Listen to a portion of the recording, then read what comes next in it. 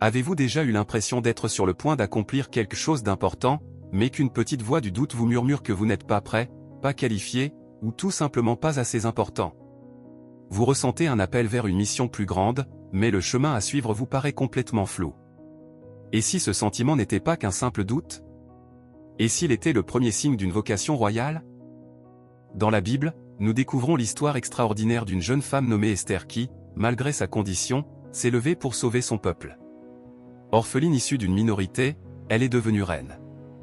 Bien plus qu'un simple récit ancien, cette histoire est un modèle, riche d'enseignements intemporels pour quiconque se sent appelé à faire la différence là où il se trouve. Aujourd'hui, nous allons explorer les 5 signes clés de l'histoire d'Esther qui pourraient se manifester dans votre vie, vous invitant à accomplir votre propre mission. Les mêmes qualités qui ont fait d'elle une héroïne se retrouvent-elles en vous aujourd'hui? Découvrons-le. Une foi inébranlable en l'invisible. Le premier signe qui pourrait indiquer que vous êtes une Esther des temps modernes est une foi inébranlable, même lorsque vous ne percevez pas l'œuvre de Dieu. Ce qui est fascinant dans le livre d'Esther, c'est que le nom de Dieu n'y est jamais mentionné. Pas une seule fois. Et pourtant, sa présence et son intervention divine se font sentir à chaque page. Il est invisible, mais il agit. Le parcours d'Esther commença dans une période de doute. Orpheline élevée par son cousin, elle fut accueillie dans un palais étranger, et son identité juive dut être dissimulée. Elle se trouvait dans un lieu d'attente et de préparation, où son avenir était totalement incertain. Elle ignorait tout de son futur règne et que le destin de toute sa nation reposerait un jour sur ses épaules. Elle ne pouvait que s'en remettre à la volonté divine. Avez-vous l'impression de traverser une période d'incertitude en ce moment? Peut-être occupez-vous un emploi qui vous semble insignifiant, vous sentez-vous ignoré au sein d'une communauté, ou traversez-vous une période d'attente où vos prières semblent vaines? Une Esther des temps modernes comprend que ces périodes d'incertitude ne sont pas vaines, elles sont une préparation. C'est dans ces moments d'incertitude, où la seule chose à faire est de faire confiance, que Dieu forge le caractère, la résilience et la foi dont vous aurez besoin pour l'avenir. Vous ne percevez peut-être pas tous les aspects, mais ayez confiance, Dieu œuvre en coulisses. Si vous gardez la foi malgré le silence de Dieu, c'est un signe puissant que vous êtes préparé à quelque chose de plus grand. Le courage face à la peur. Le deuxième signe est que vous faites preuve de courage, surtout lorsque vous avez peur. Il ne s'agit pas d'être sans peur, mais de choisir d'agir malgré elle. Lorsqu'Esther apprit le complot visant à anéantir son peuple, elle se trouva face à un choix impossible. Il était interdit, et passible de mort, de s'adresser au roi sans y avoir été convoqué. Sa première réaction fut tout à fait humaine. Elle hésita, rongée par l'anxiété et le désir naturel de sauver sa peau. Mais lorsque son cousin Mardochée l'a mis au défi, lui demandant « Qui sait si ce n'est pas pour un temps comme celui-ci que tu as accédé à la royauté ?» sa peur se mua en détermination. Elle prononça l'une des déclarations les plus courageuses des Écritures « Et si je dois périr, je périrai ». Ce n'était pas un aveu de défaite, mais une profession de foi radicale. Elle était prête à tout risquer pour une cause qui la dépassait. Dans votre vie, cela pourrait se manifester lorsque vous êtes appelé à sortir de votre zone de confort. Il pourrait s'agir de dénoncer l'injustice au travail, même si cela vous paraît risqué. Il pourrait s'agir d'avoir cette conversation difficile pour apaiser les tensions au sein de votre famille, ou de vous lancer dans un projet à la fois intimidant et inspiré par Dieu. Une Esther moderne ressent la peur, mais elle agit malgré tout.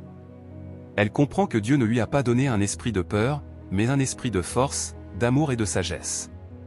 Lorsque vous choisissez d'être courageux et de défendre ce qui est juste, même lorsque votre voix tremble, vous marchez sur les traces de la reine Esther. Numéro 3. Un cœur pour le leadership désintéressé. Le troisième signe qui indique que vous êtes une Esther des temps modernes est votre humilité et votre altruisme. La véritable force d'Esther ne résidait pas dans son titre, mais dans son caractère. Malgré son statut royal, elle est restée humble et ouverte à l'apprentissage, écoutant toujours les sages conseils de son cousin Mardochée. Elle n'a jamais laissé sa position engendrer l'orgueil. Au fond, son leadership était désintéressé. Elle n'a pas utilisé son pouvoir pour son propre confort ou sa sécurité. Au contraire, elle a mis ses privilèges au service des autres, au péril de sa vie. L'Esther moderne dirige avec un cœur de serviteur. Vous êtes peut-être celle ou celui qui accompagne un collègue sans attendre de reconnaissance. Vous êtes peut-être celle ou celui qui organise de l'aide pour les autres, non pour les applaudissements, mais par pure bienveillance. votre leadership ne consiste pas à contrôler, il repose sur le lien, la compassion et le sens du devoir. Vous trouvez plus de joie à voir les autres réussir qu'à vous mettre en avant.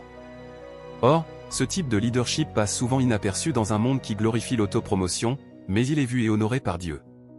Si vous placez constamment les besoins des autres avant les vôtres et si vous agissez avec humilité et dévouement, vous incarnez le leadership altruiste qui a fait de la reine Esther une véritable héroïne. Numéro 4. Sagesse et timing divin. Le quatrième signe nous invite à rechercher la sagesse divine et à respecter le temps voulu par Dieu. Lorsqu'Esther décida d'agir, elle ne se précipita pas devant le trône du roi. Sa démarche était profondément stratégique et spirituellement ancrée. La toute première chose qu'elle fit fut de décréter un jeûne de 3 jours pour elle et son peuple. Elle savait que cette bataille ne se gagnerait pas par la seule stratégie humaine, mais par la prière et la confiance en Dieu. Puis, elle fit preuve d'une patience incroyable. Au lieu de présenter immédiatement sa requête désespérée, elle invita le roi et son ennemi, Haman, à un banquet. Puis, elle les invita à un second banquet. Cette patience stratégique permit aux circonstances d'évoluer, créant ainsi le moment idéal pour révéler le complot et démasquer Haman. Esther comprenait qu'agir précipitamment pourrait être désastreux, elle avait confiance dans le plan divin. Une Esther moderne est une personne de prière et de réflexion avant de prendre des décisions importantes. Elle ne laisse ni la pression ni la panique dicter ses actions. Face à un problème complexe, son premier réflexe est de prier et de rechercher le discernement. Elle accorde une grande valeur aux conseils de mentors sages et pieux. Elle comprend que parfois, la meilleure chose à faire est d'attendre, de se recueillir et de savoir que Dieu est à l'œuvre. Si vous êtes de celles et ceux qui privilégient la recherche de la guidance divine plutôt que d'agir impulsivement, vous faites preuve de la sagesse divine d'une Esther moderne. Une voix pour les sans-voix. Et voici le 5e et dernier signe, vous utilisez votre influence pour donner une voix aux sans-voix. Esther occupait une position de pouvoir unique, non pour son propre intérêt, mais pour servir un dessein divin. Le défi lancé par Mardochée lui rappelait que sa tribune était destinée à son peuple. Elle était appelée à parler au nom de ceux qui ne pouvaient se défendre eux-mêmes. Une Esther moderne comprend que sa notoriété, aussi modeste soit-elle, est un don à mettre au service du bien commun. Votre influence peut être votre famille, où vous soutenez un enfant en difficulté. Ce peut être votre lieu de travail, où vous veillez à ce qu'un collègue discret reçoive la reconnaissance qu'il mérite. Ce peut être vos réseaux sociaux, votre église ou votre quartier. Vous êtes profondément convaincu de la nécessité de lutter contre l'injustice et d'unir les gens pour le bien commun. Vous n'avez pas peur de dire la vérité aux puissants, avec grâce et sagesse. Vous ressentez une responsabilité profonde, défendre les oubliés, réconforter ceux qui ont le cœur brisé et apporter la lumière dans les ténèbres. C'est l'essence même de l'appel d'Esther, être placé là où vous êtes, pour un temps comme celui-ci, afin d'avoir un impact. Si vous ressentez cet appel intérieur à faire entendre votre voix pour la justice et l'unité, c'est un signe puissant que vous portez en vous l'esprit d'une Esther des temps modernes. Récapitulons donc les 5 signes, vous avez une foi inébranlable en l'invisible, du courage face à la peur, un cœur tourné vers un leadership désintéressé, un engagement envers la sagesse divine et vous êtes une voix pour ceux qui n'en ont pas. Peut-être que l'un de ces signes vous a particulièrement touché, ou peut-être en percevez-vous tous les 5 dans votre vie.